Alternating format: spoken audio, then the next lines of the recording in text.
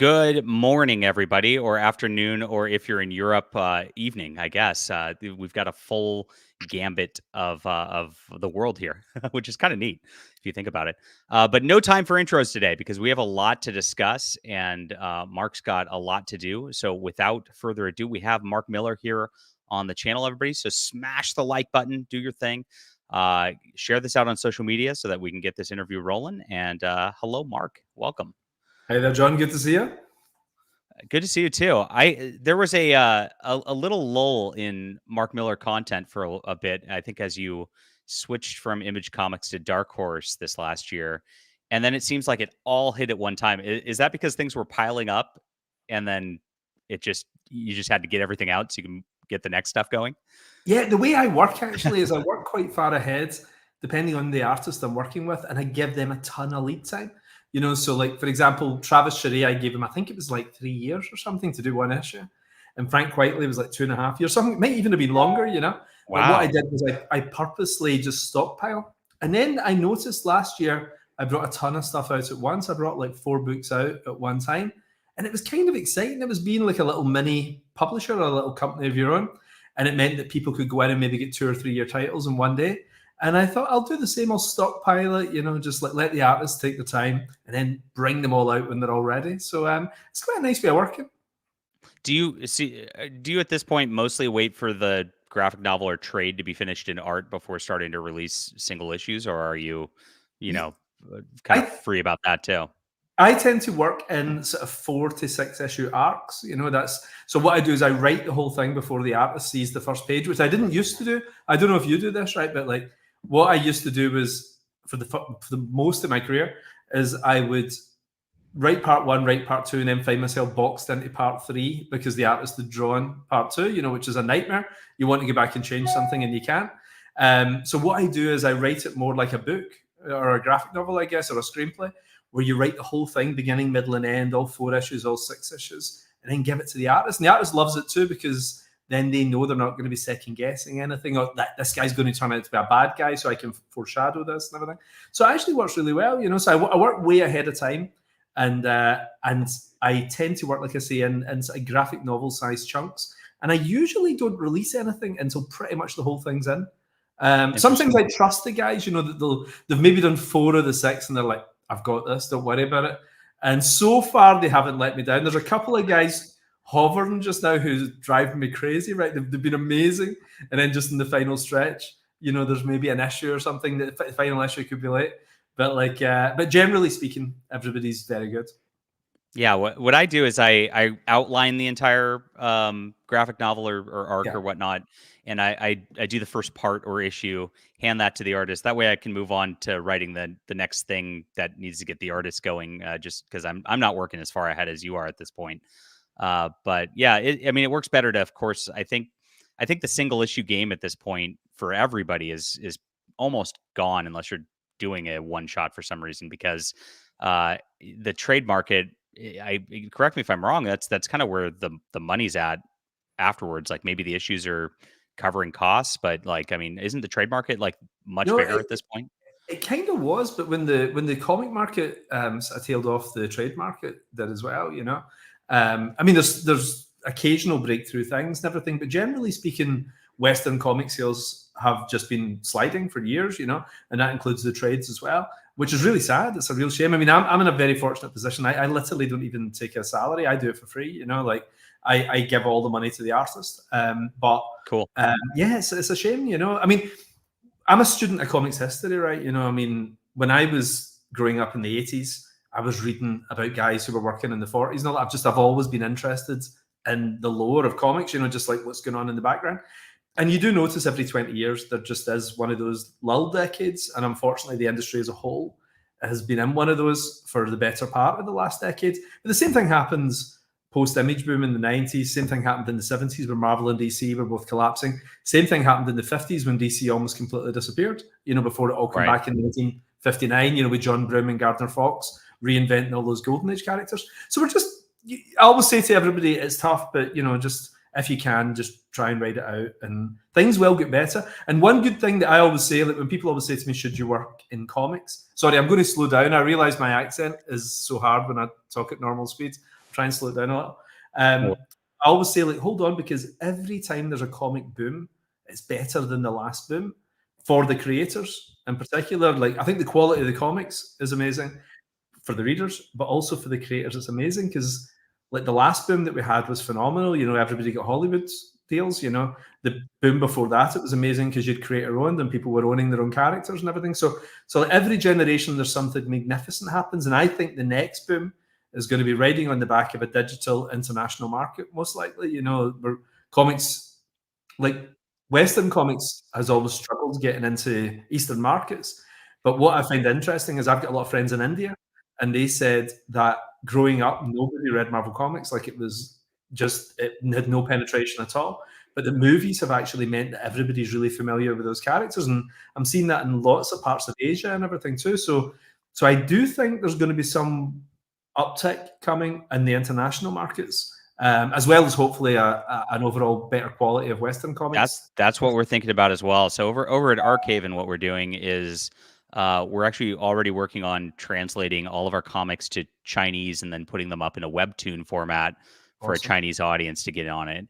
And so webtoon, of course, has been just crushing it. They just got a major investment and billions of dollars flooding into that because that market, despite the comic shops going out, is just really taking off.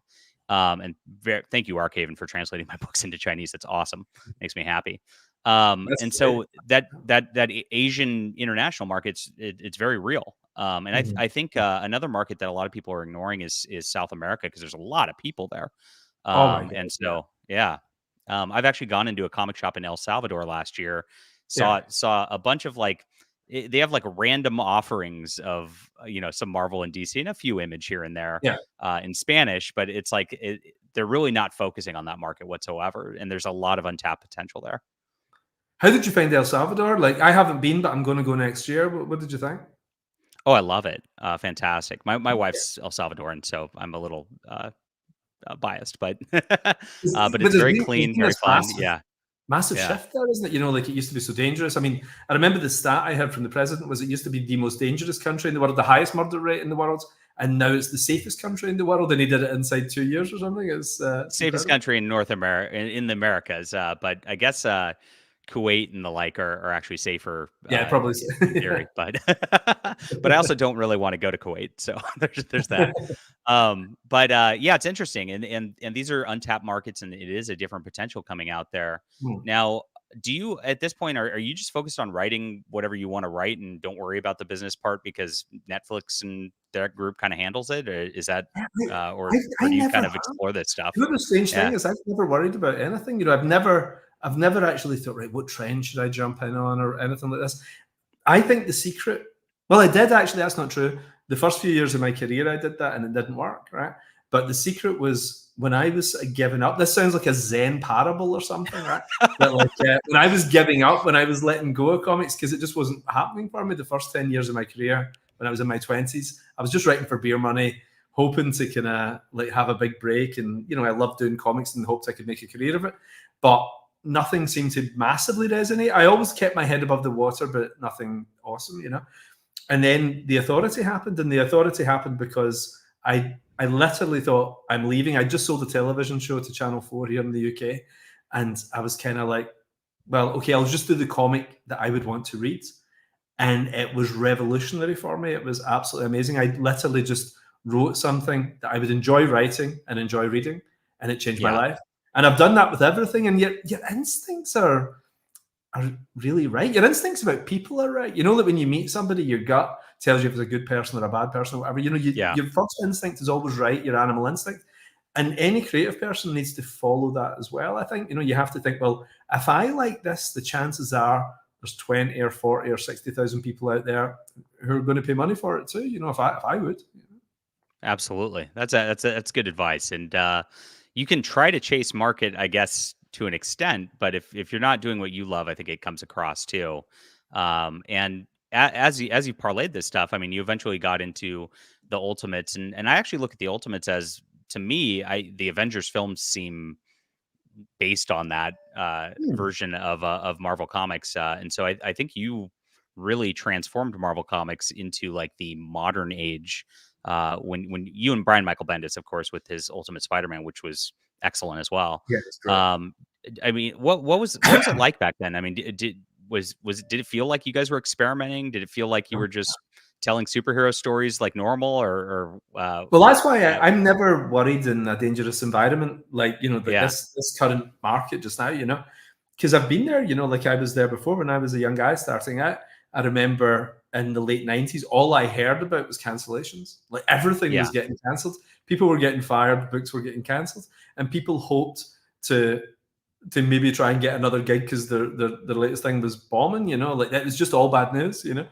So when we started the Ultimates, it wasn't, there was a certain element of they liked Brian and I, you know, like, you know, because I did the Authority and Brian had Jinx and things like that, you know. But at the same time, we were also just cheap enough as well, you know, like Marvel was falling off a cliff, you know, like its share price had collapsed. There was rumors of them filing for Chapter 11. There was rumors they were selling the door to their meeting room on eBay and things like that. You know, you were getting all these terrible, and that people's checks were bouncing was a rumor. I don't know if that was true, but there was a rumor of that. And everybody was just like, this is a catastrophe, you know, like, so we kind of came in not knowing what was going to happen. So again, I just thought, well, what's the Marvel comic I would want to read? You know, like I'd write it in the style of something I would pay money for myself. And Brian and I, we weren't fatalistic about it. We actually really believed in what we were doing, but we knew that there was no teacher had left the class. We were kind of left to do anything we wanted, which was actually amazing from a creative point of view. It was actually phenomenal because there was nobody saying, well, you can't do that because it doesn't tie in with a Hellcat comic from 1979 or something, you know.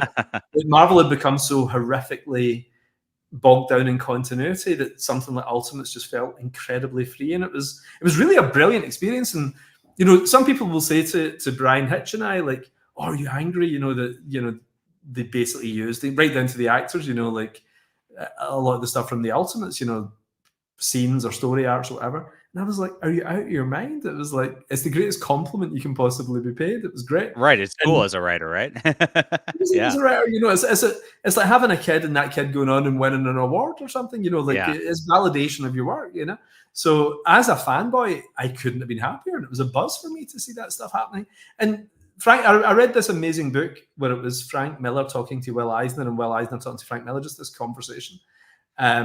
And Miller gave the best advice, which Eisner sort of went along with too, where he said, you know, that if you can build up this amazing mainstream audience, especially at Marvel, which has got the strongest mainstream audience, then use that to go on and create your own stuff, because you can carry a big audience with you. And you can see it, you know, when you do create your own work after the Ultimates or after Civil War or after Old Man Logan or whatever, you have this massive uptick in your sales because there's the retailers are used to ordering a certain number of books for you, and that carries over into your creator-owned work as well. So it's all good, you know. I mean, I literally couldn't be happier when I look back at my Marvel years. It's great. That's great.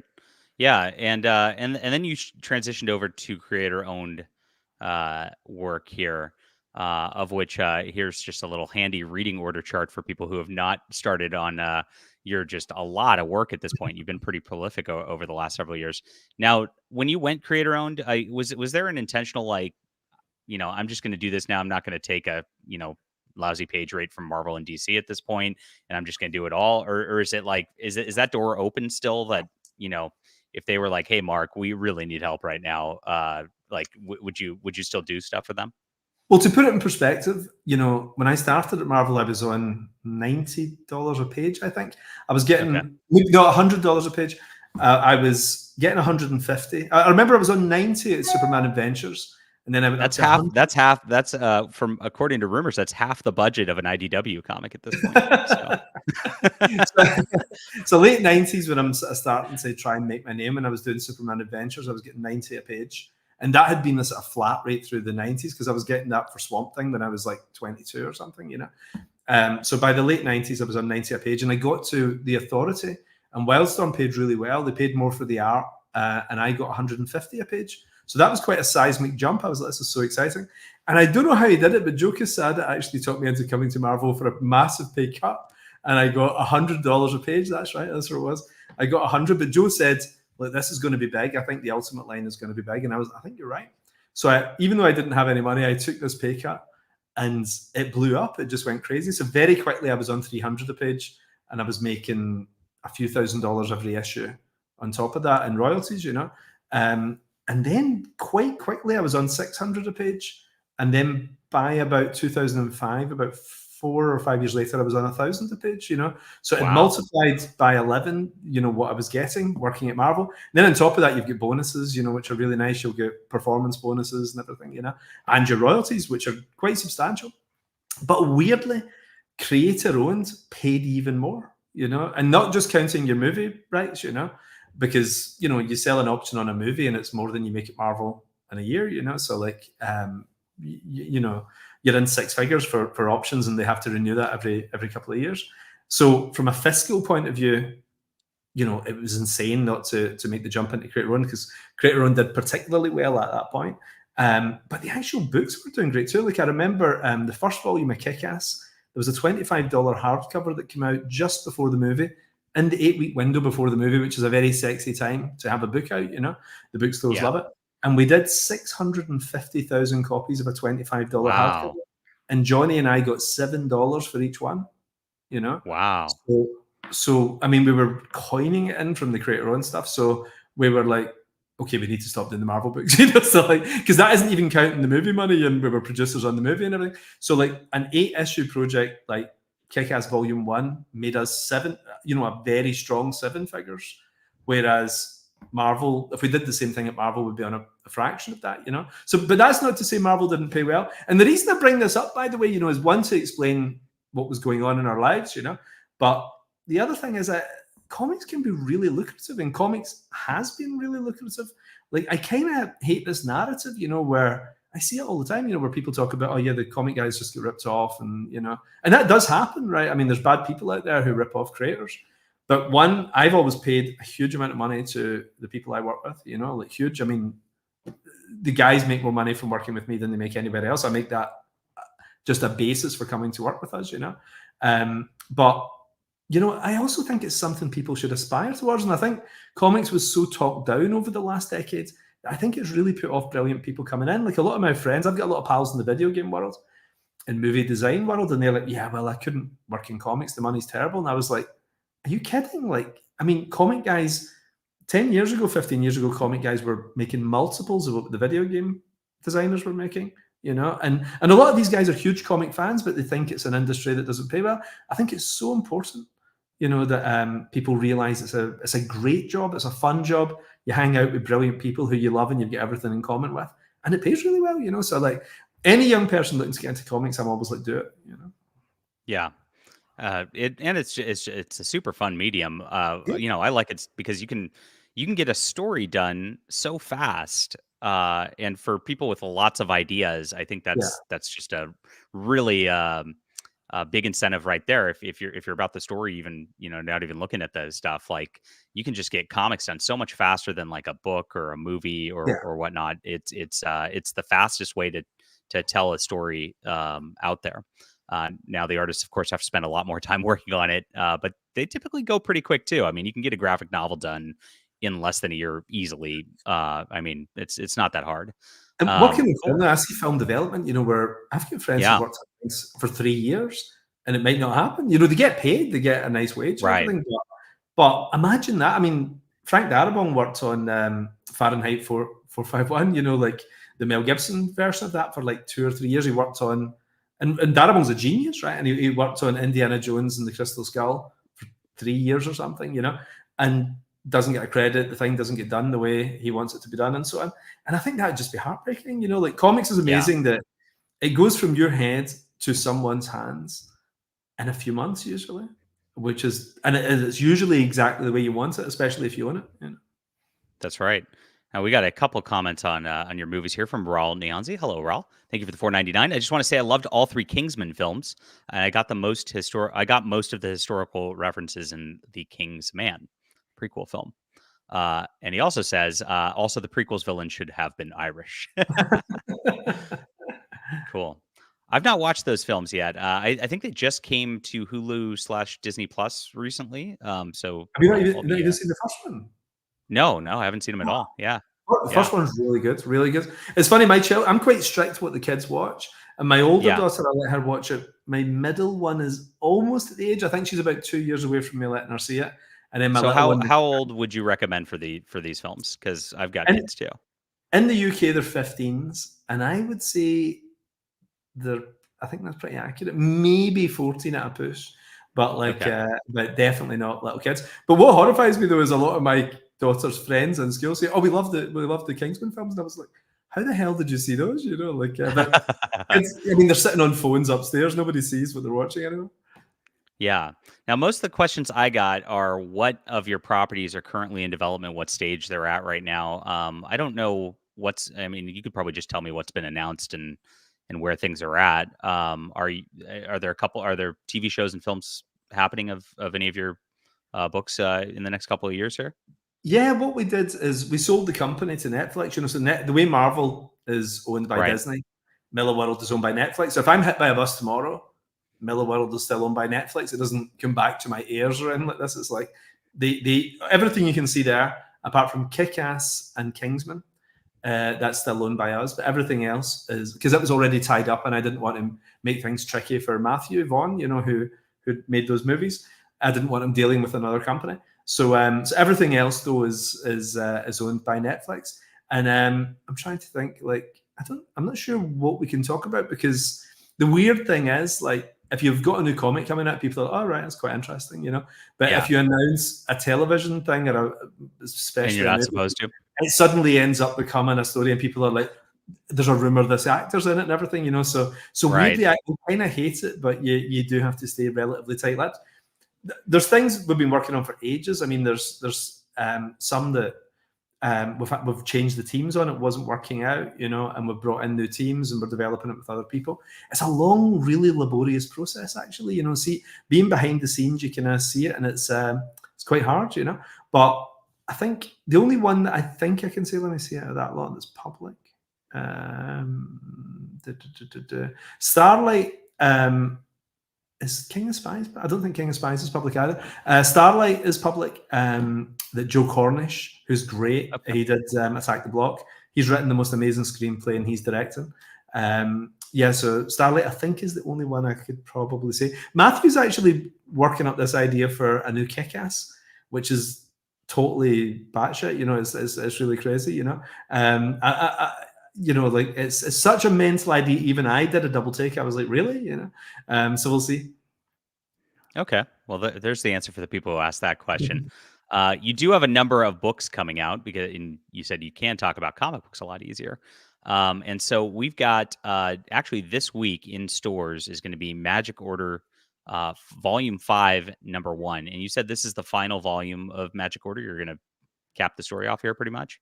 It wraps up that storyline, but I do have a spin-off idea, you know, like that ties in with the this is the American division, and I've got a spin-off idea for the British division. We might just do that as a television show. I'm not sure if we'll do that as a comic. Okay. So we're sort of playing with that just now. I've already written like the first storyline for that, but it's planned as a TV thing. But Magic Order, yeah, this particular storyline concludes. For anyone who's read it, the idea is that there's a reason we've never seen a ghost, the reason we live in this really rational world, even though we read about all these myths and legends. And the idea was there did used to be monsters. And 1,000 years ago, a bunch of wizards got together and got rid of all the monsters, pushed them back into the shadows. And these guys got older and died, and their kids took over, and then their kids took over. And now they're just regular people, you know, who do regular jobs. They're UPS delivery guys. They're people who work at checkouts, you know, they're people who sweep the streets. But at night time, when the sun goes down, they get together, and if there's a problem, they deal with these things that are still trying to get us from the dark, you know.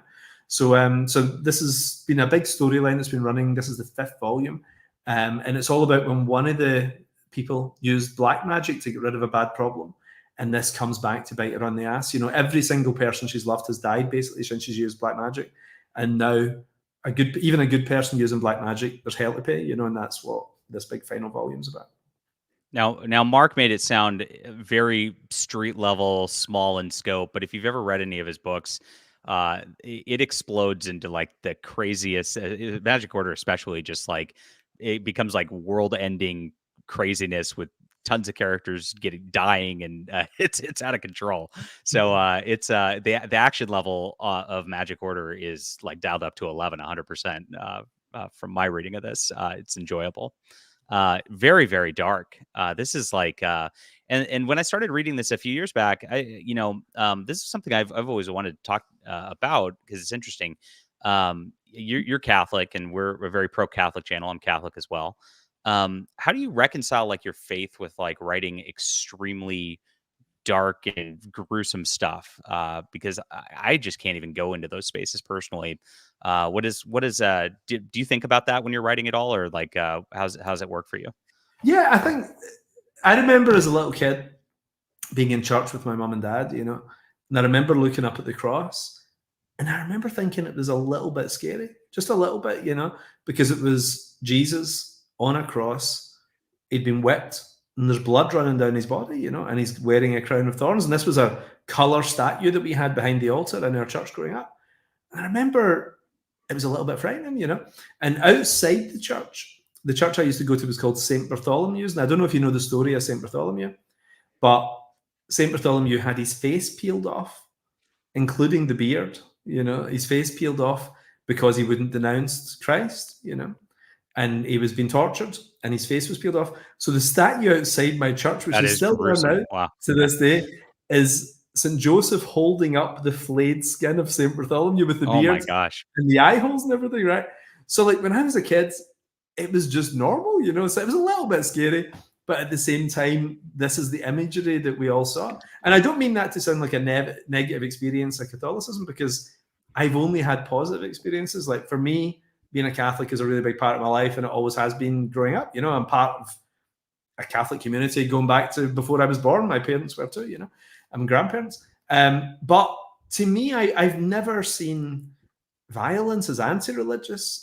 For me, the Old Testament in particular is the most violent thing you can imagine, right up to the end of the New Testament, where you see the book of Revelation, which is like a horror film. You're like, I mean, as a kid, I loved it, because it was so exciting. It was like The Omen, but in the Bible, it was crazy, So I for me, Catholicism and extreme violence has always been strangely intertwined, and superheroes in Catholicism as well, because I mean the religious imagery with Superman is so obvious, the Justice League being the 12 apostles or whatever, that whether it's the Knights of the Round Table in King Arthur or the Justice League or whatever, these things, people love the idea of a bunch of good people getting together around a charismatic leader and doing good, That's fair. Yeah. So for me, when I was a kid, we had a picture of the Sacred Heart in our house, and the living room, as you walked into our living room, it was the first thing you saw.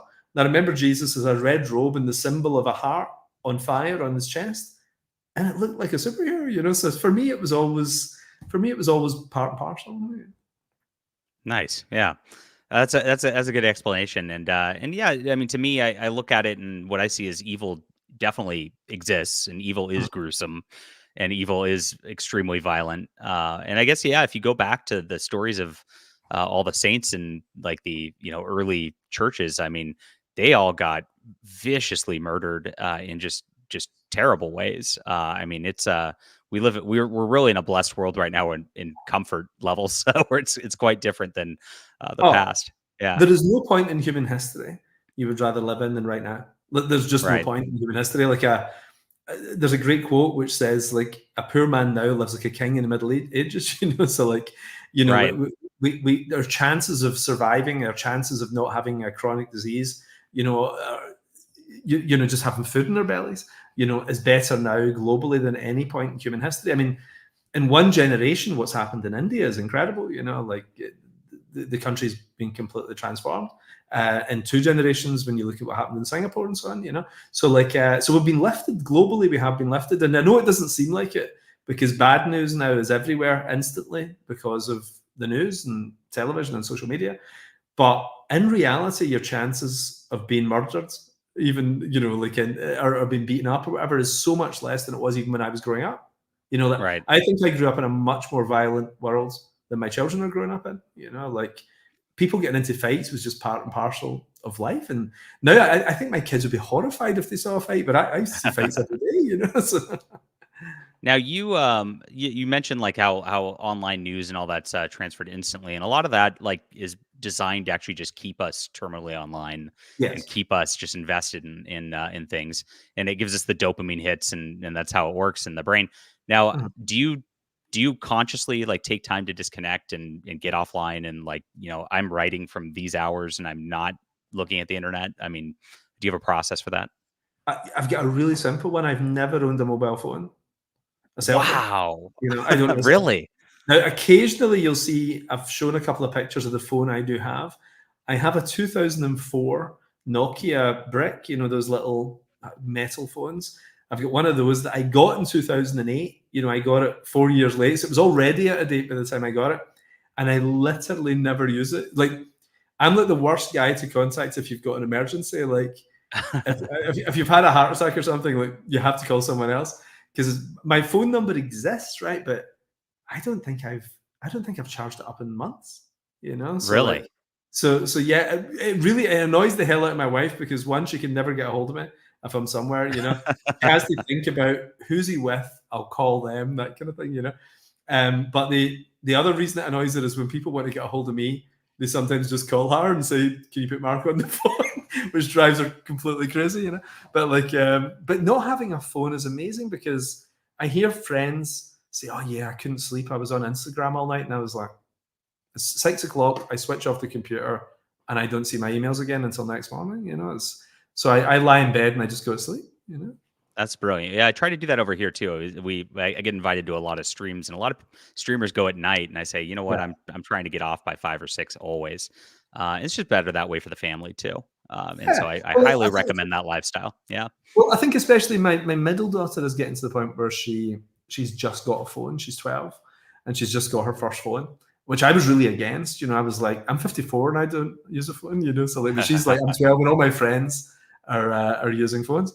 So we've got very strict parameters with her. We're really strict about it. But my theory is, if she sees me on a phone all the time, that gives her an excuse and Interesting. a role model that she will copy. So she sees me sitting reading a book or sitting having a cup of tea, sitting chatting with the family and everything, and then that encourages her to do the same. So so far so good. She's not a phone addict. That's good.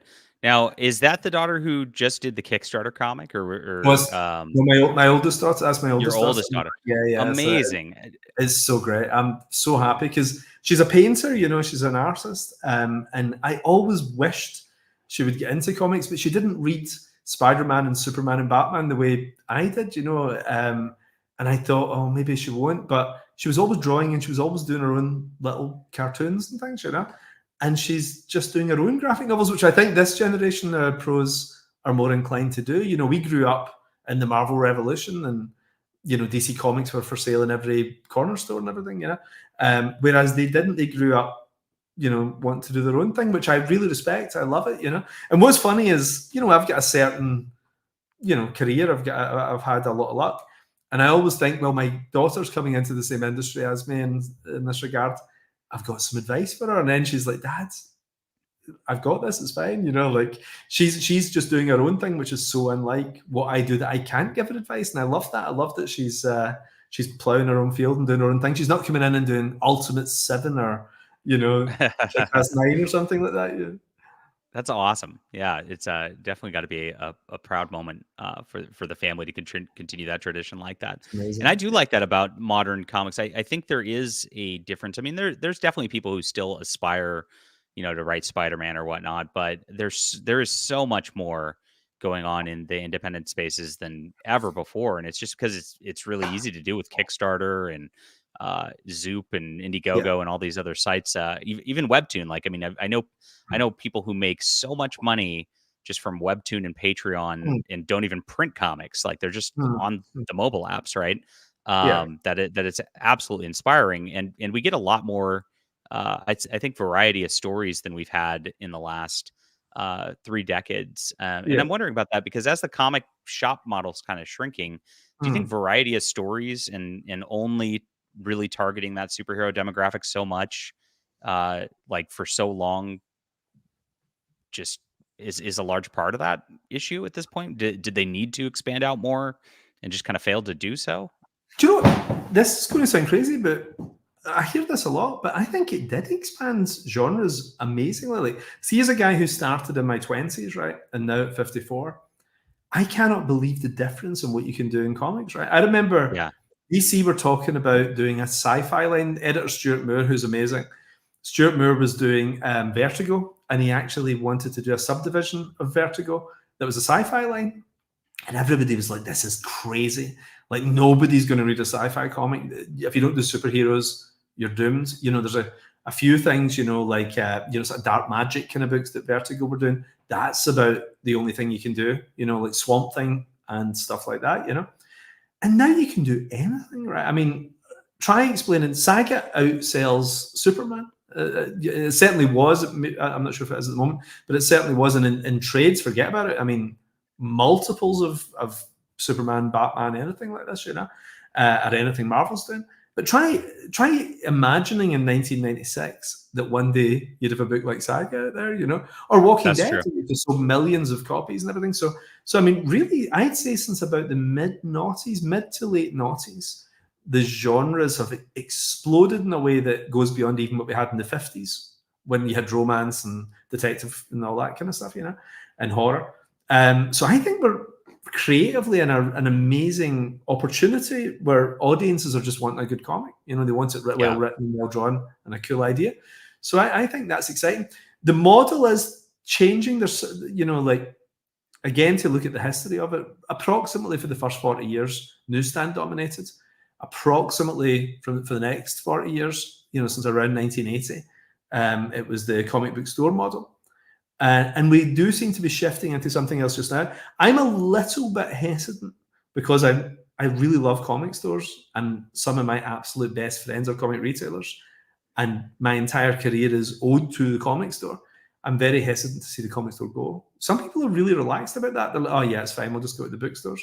But like, the comic store thing is amazing, right? I mean, there's no other business in the world where there's 2,000 retailers out there who want to sell your product, who can't wait to, you know what I mean? Like, that doesn't happen in a pharmacist, a drugstore or anything. They don't care about the toothpaste, and in electrical stores, they don't care about the television sets, really, they're not passionate about it. But when a new comic comes out, the guy who's most excited about that new comic is the retailer. And he's ripping that open the night before it's on sale, and he's reading it before anybody else. So, like, the fact that we have 2,000 ambassadors out there, selling our stuff and pimping it to customers and everything, I hate the idea of giving that up, So, like, yeah, I talk to a lot of retailers as well, and yeah, the one thing I've seen about retailers is, one, they're very passionate almost always, and two, like, they're almost always comics historians too.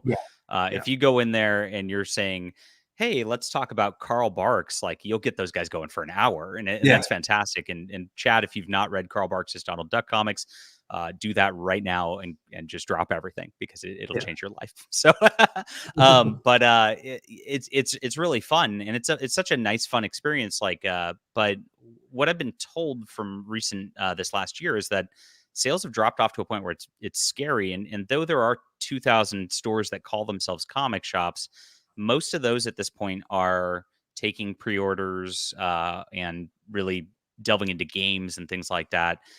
They used to call it like the Indie 500, and there were the 500 shops that repped indies. And the comic retailers I talk to now say there's really 500 comic shops out there now, 600 that are really repping comics at this point. So that are just, that's their primary business. And so it has shrunk a lot. And you had some ideas that were really interesting last year to try to like revitalize, because I think a healthy Marvel and DC creates a healthy comic shop. Because as much as it's fantastic, and like I want everybody to go to the comic shop today and get Magic Order 5 #1. I know I will be. I've got volumes 1 through 4 here, and I can't wait for a library edition of this because the art's so beautiful too. Which is coming, it's coming from Dark Horse. Yeah. Yes, and I'll get into the library editions because next week, this is exciting. Is that next week? Yes, next week. Yeah. Oh, cool. This is your first library edition coming out through Dark Horse Comics. And if you don't know what the library editions are, do I have one close to me? I don't have one, but I have a DC Absolute I can show off, so I can kind of show you guys what it basically is. They're like these oversized books that end up like this, guys. And so this is All-Star Superman. And if you look at it compared to like a comics, like the art's just that much bigger. And I love reading like this because it just like it just really lets the art shine here. And Yeah. so this will be your first edition with this through Dark Horse, who does a brilliant job. That I have the Hellboy ones somewhere because they're just beautiful, and I'm very very excited for this line to be coming out. And I know this is out. I know the Ambassadors has been announced, so for I think December. And is that going to be kind of like the schedule of them? You're going to be doing one every quarter or two? Yeah, something like that. You know, like we've got, it's crazy, but the Middle World line is about 50 graphic novels at the moment. Yeah. And those big collections are usually two graphic novels, you know, so there's going to be 20, 25 of these big hardcovers coming out over the next couple of years, you know, so it's exciting. It's great. I mean, I love having it in all different formats. Like, I'm one of those suckers, like, I mean, if I really like something, I buy it in every format. And Yeah, I do too. even when I was broke in my 20s, I still somehow found a way. If there was a new edition of The Dark Knight Returns coming out, I had to have it, you know? So if you love something, it's just great having it on your shelf, isn't it? Right. Cool. I got sidetracked on what I was talking about. You came up with an idea because for the healthy Marvel and DC element last year, which was to incentivize like the bigger name writers, because as you mentioned earlier in the show, if you guys showed up, Mark was saying that like even though he was getting $1,000 a page from Marvel and royalties, like as he's getting bigger there, when he came out with his creator-owned stuff, like some of that stuff would get him seven figures, and it was nuts. And so he was just incentivized to do his work for his own projects more so than the others. But on the comic shop level, even though his own shop, even though that sold pretty well, to get butts in the seats to the comic shop, you kind of need a very healthy Marvel and DC, and like a big thing, like an event like a Ultimate Spider-Man by Jonathan Hickman earlier in the year. The comic shop retailers I was talking about said they hadn't seen people come into the comic shops on Wednesdays for years before that. This relaunch of the Ultimate Universe with that like really got people going. And so Marvel and DC really need more of that hype coming in. And then when the hype comes in, it's easy for a retailer to go, oh, also check out Mark Millar's got a Magic Order book out this week that's fantastic, or Ed Brubaker's got a new graphic novel out this week. Like those are easier to sell to people in the comic shops rather than getting people to the comic shops directly. That's what I've been told by retailer friends of mine. And you laid out this program where it's like, hey, why don't you just give incentive bonuses for sales, and then you'll get more of these high quality writers and artists like more interested in actually doing the work and more interested in actually promoting these things. And that would actually maybe like boost the whole lines all the way around. You came out with this last year, and I saw you got a bunch of pushback about this, and you're just like spitballing ideas for like how to get Marvel and DC some more sales. Like, it doesn't seem like it'd be a controversial thing. I liked that idea. It really made me laugh, because you realize why comics is in such a sorry state sometimes, and it's like, you'll have people sort of trying to come up with the reason why you shouldn't do something as opposed to why you should. But in reality, the direct market is shrinking. It's been continuously shrinking for a number of years, dangerously so, to the point now where, we've seen companies collapsing, and we're seeing it starting to hit these bigger publishers now too. Like layoffs are inevitable unless, things could turn around and everything. But, I'm a great believer in math, and if you follow our trajectory, it's getting smaller, so something radical has to be done. And we're seeing it creatively, actually. Like this was me talking at the end of last year. When all the big name creators were off doing other things. But then in the early part of this year, you saw like Hickman coming back and everything. Brubaker had a book out recently and everything. You're starting to see name creators coming back in, guys who really shift numbers. And in particular, coming to Marvel books and DC books as well. Because people hate to hear this, right? I mean, this is one of these reality checks, and there'll be the same people who don't know what they're talking about complaining about this, right? But in reality, if you have a big name creator and he does Batman, or he does X-Men, or he does Spider-Man, it's going to sell six figures, possibly, right? It's going to be a reasonable number. You're going to hopefully clear hundreds and potentially quite a bit more. Yeah, I think Scott Snyder said they cleared 200 on Absolute Batman, which is, if you think about it, that's incredible. It's essentially an Elseworlds book. Yeah. And yet they're clearing 200. That's amazing, right? If you put an A-list creative team on a creator-owned book, especially at the moment when interest in creator-owned is pretty low, Right. There's a lot of creator-owned books are selling 5,000, 6,000, 7,000 copies. You put an A-list creative team, and they're maybe selling 20,000 or something, which for the creators is amazing still, because you don't really make a lot of the comic at that kind of level. But like I say, you're maybe making 200,000 every 2 years from your option on one property, one 4-issue Right. miniseries. And if you've got 6 of them out there, you're making over $1 million a year just in options, you know? So like there's no incentive to go to Marvel and DC, because even if you're not making money off your creator own books, you're making a lot of money off your movie options. So like so my idea was like the kind of guys who move numbers, to the guys who move the needle, to incentivize them back. They're not coming back for $1,000 a page, and Marvel and DC aren't even paying $1,000 a page anymore. You know, they're paying Right. $100, $200 a page again. So I said, look, you've no money to pay up front. You don't have the page rates that are necessary. But what you could do is the money you're not earning from low sales, you could incentivize them with high percentage back end money. You know, so this happens in film all the time, where somebody takes very little up front, you know, for doing a movie, but they get a piece of box office. So instead of getting the little 2% or something that Marvel and DC pay in royalties, you maybe split the profits 50-50 with Marvel over sales of 80,000 or 70,000 or something, numbers they're not currently hitting. So, I mean, it's just basic economic sense, you know, but people are like, oh, this is ridiculous, you know, blah, blah, blah. It's like, this is good. This is good for creators, you know, like. It made sense to me. I was like, that's good business. And it really, you know, if you want a Ed Brubaker back in at Marvel or whatnot, you have to pry him away from his little pet projects, which he's having a lot of fun with, that are getting picked up by Amazon, like you said, anyway. Yeah. And so to do that, you definitely have to give him a good reason to, and that'd be it. And Marvel and DC It are seemed never neat. giving you, you're not getting a piece of the movies from Marvel and DC, but if you have Right. a 50% stake in the profit from a graphic novel out there that is out as a Marvel movie, then that could be a colossal amount of money, because these things can sell hundreds of thousands, if not millions, of copies when the film's out there, as we did with Civil War. So if you get really nice back end money, it can work out very lucrative. And I think it's quite interesting. Like, anybody who's not currently in Hollywood just now is struggling getting into Hollywood. You know, what they're doing is they're shaving off the edges, and people who are established are sort of hanging on in there. But new people, it's not the way it was pre-COVID. You know, like there's not lots of new people coming through and working on TV shows or having their stuff adapted or whatever. So I think you're going to see a lot of people coming back to comics, and I would encourage them to do stuff at Marvel and DC, because, like I say, a big name creator doing a creator own book maybe sells 20,000 copies, but they can sell 100, 200,000 copies if they do X-Men or whatever.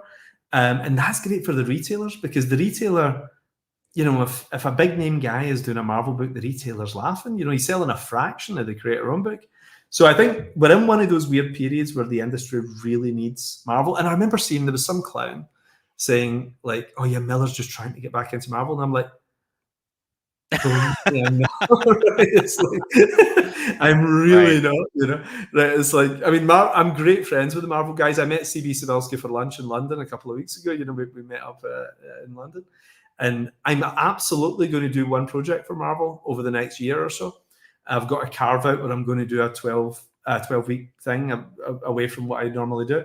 And I'm going to do I was thinking about doing a DC project, but I've decided I'm going to make it a Marvel project. Both companies said, do whatever you like, you know. So I'm going to do something, because I do think everybody has to put their shoulder to the wheel and actually try and do something that moves the needle, you know. And if we all do it in their own small way, then the retailers will get more money coming in, which they invest in new books, and then new books means new creators coming through and everything. So I just think for the health of the general economy. And there was another thing that was ridiculous, you know, because these things get so misreported on purpose, you know, by people who look to try and destroy. But I remember somebody was saying, oh, Millar's saying it should just be the comics veterans. And I was like, I didn't say that. I was meaning like big name creators. You need to find a way of luring these guys back. And I think that was, you know, people who haven't done comics for a little while, but are still very exciting creators, you know. I mean, guys who maybe, you know, like Brian K. Vaughan, I wouldn't call him a veteran. You know, he's a brilliant, still very vital creator. How do you get Brian K. Vaughan back into doing a monthly book? You know, so I would think, how do you make comics so attractive that it doesn't feel like a dead zone full of people trying to cancel each other? You know? Yes.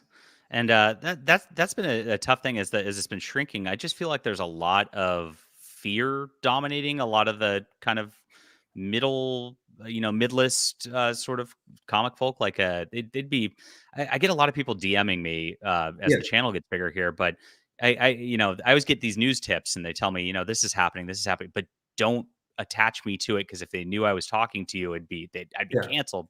How, how do we stop that? Like, because it's just absurd at this juncture. It's like, we all love something that's a niche medium. And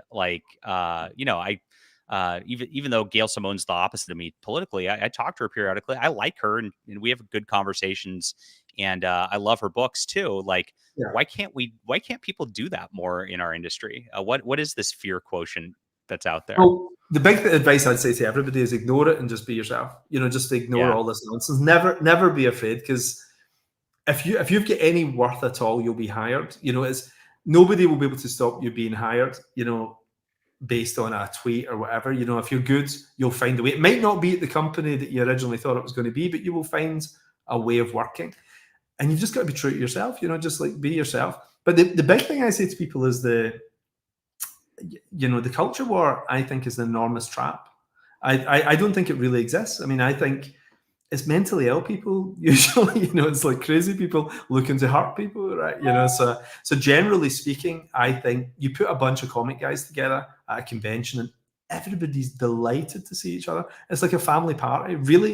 Even people you think won't get on, you put them together. I'll never forget my first convention. The first comic store I went into, there was 5 guys who were like me, and I loved that. I went to a convention, there was 2,000 guys who were like me, and I was like, I've arrived. This is where I was meant to be, And people need to get back into that. Just like, we're into this because it's fun. It's really fun. Yeah. It's great to do. It's great to read.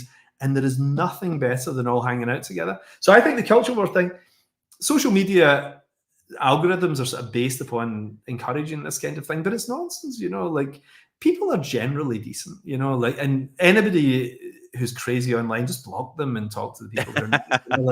But I've got this, I read this thing years ago and it was so interesting. And they said the banking crash in 2008 was the beginning of the culture wars, because what happened was the ruling elites, as we could call them, the richest people on the planet, for the first time, the system looked like it was going to crumble, I actually worked in an investment bank at the time, and we walked into a meeting. Yeah. And I was fresh out of college. So, you were talking about the fringes fall off first and the people who are established hang on.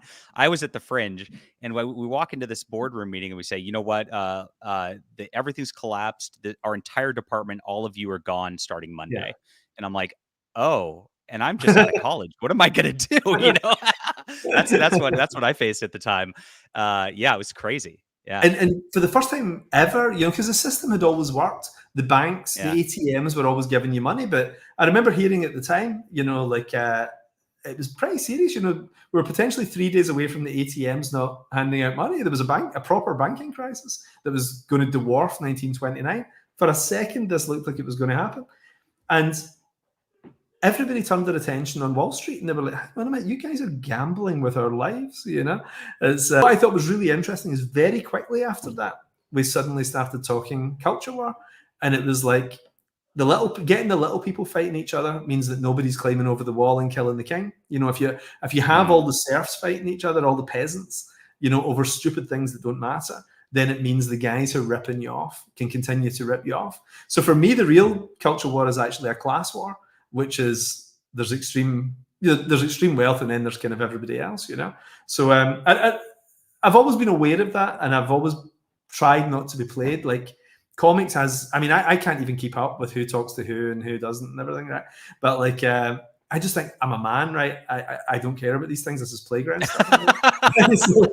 Yeah. So it's silly. But at the same time, I always think that even the people I see demonized, I can really like them. There's aspects of them I really like, and they might do stupid things occasionally, but they might be really great at what they do, and they might have said something really funny once, or they might have been really kind to you once and everything, So I take everybody as an individual and just try and do my best work and keep out of it all. That's a very charitable view of the world there, and which is a good thing, which is what we're supposed to be is charitable.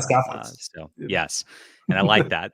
I know you have to wrap up pretty shortly here, so I do want to just highlight the couple of books that are coming out in the next few days, and of course the Magic Order #1, guys, again coming out volume 5, #1. definitely pick up the first 4 volumes if you've not read those.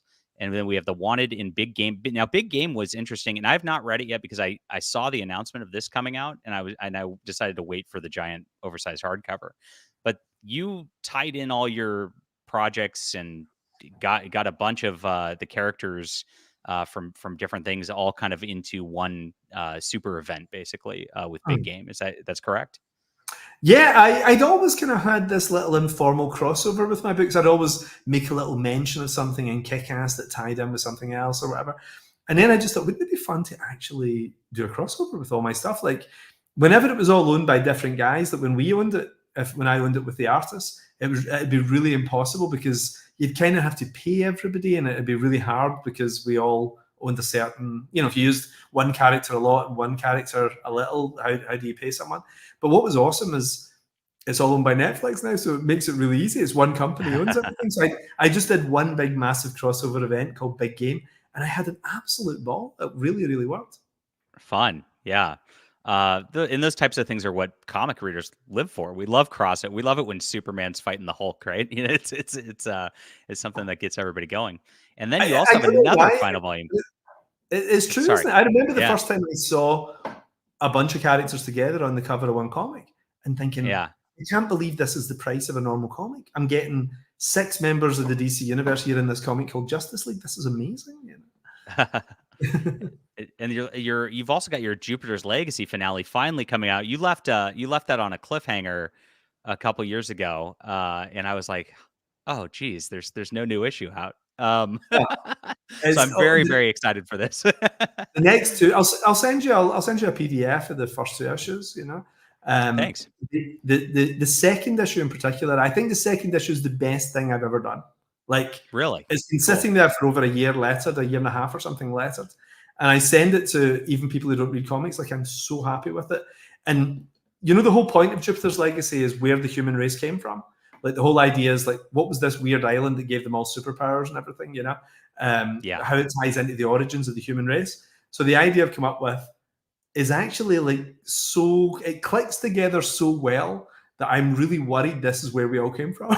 So the whole I'm really worried this story is true. It's so dark and so frightening, So the second issue, check it out. It's really good. I'll send you a copy tonight. I can't wait. Yeah, this is Mark Millar's theory of creation. I guess we're about to get into just a second. Fun. Well, thank you for hanging out with us. Really appreciate it, and we really appreciate your work and everything you do. Is there anything else you want to cover or say?